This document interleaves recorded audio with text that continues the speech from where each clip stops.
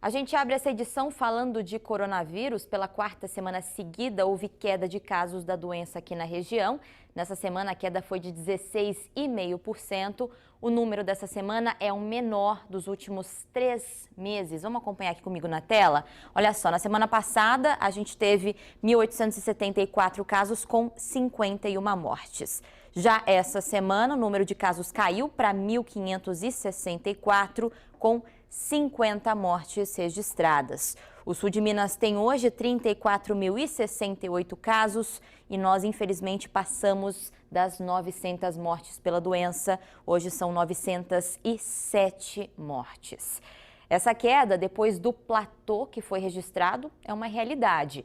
Para discutir sobre esses números, eu chamo para conversa o professor de epidemiologia da Unifal, Sinésio da Silva Júnior. Obrigada, professor, por participar novamente com a gente aqui do EPTV1. Bom dia, Natália. Bom dia a todos. Eu que agradeço. Muito bom dia. Professor, qual que é a porcentagem da região que está nessa tendência de queda? Olha, no sul de Minas, nós temos em torno de 40%, indo para quase 50%, 45% das cidades com uma queda já significativa, pelo aquele critério da média móvel de 7 dias, comparado com 14 dias anteriores. Isso, em termos de população, significa que 30%, 40% da nossa população do sul de Minas já estaria em territórios que vivem essa feliz realidade. Não teve um pico, né, aqui na nossa região, a gente teve o platô. Por que que isso aconteceu e por que que a gente segue registrando um alto número de casos, né? Mesmo com queda, o número continua grande? O platô, ao invés, né, como você observou, Natália, de a gente, o que se esperaria, né, e seria menos traumático, viver um pico e uma queda mais acentuada, quer dizer, caracterizaria um pico, no Brasil e em Minas Gerais e no sul de Minas não foi diferente, nós temos visto, né, já há 2, 3 meses, um grande número de casos se mantendo alto, é o chamado platô.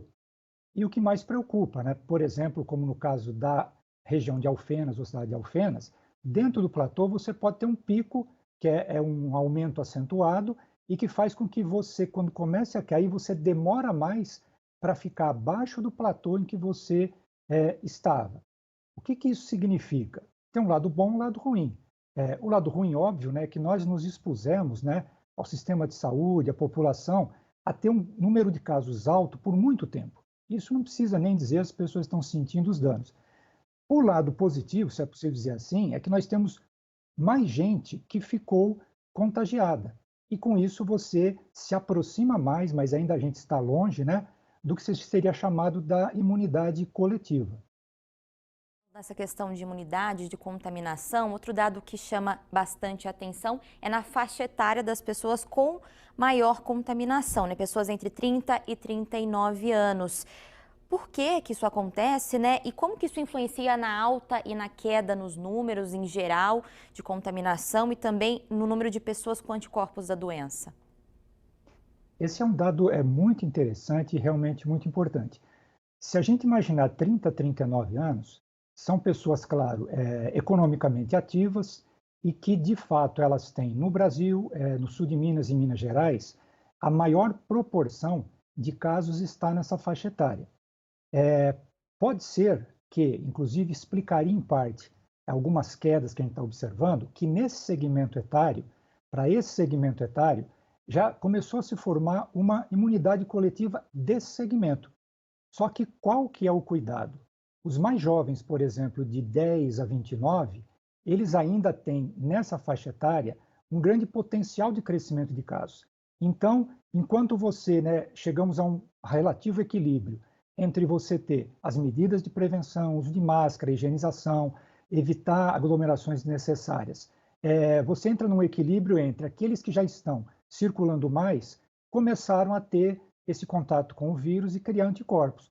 Mas se nós não mantivermos as medidas de prevenção com o aumento da circulação, por exemplo, com volta às aulas, né, de jovens universitários, você tem um potencial de crescimento de casos nesse segmento. E aí você favorece o espalhamento de novo do vírus. Está esclarecido. Muito obrigada, viu, professor Sinésio, por estar aqui junto com a gente mais uma vez. Eu que agradeço. Até a próxima. Bom dia.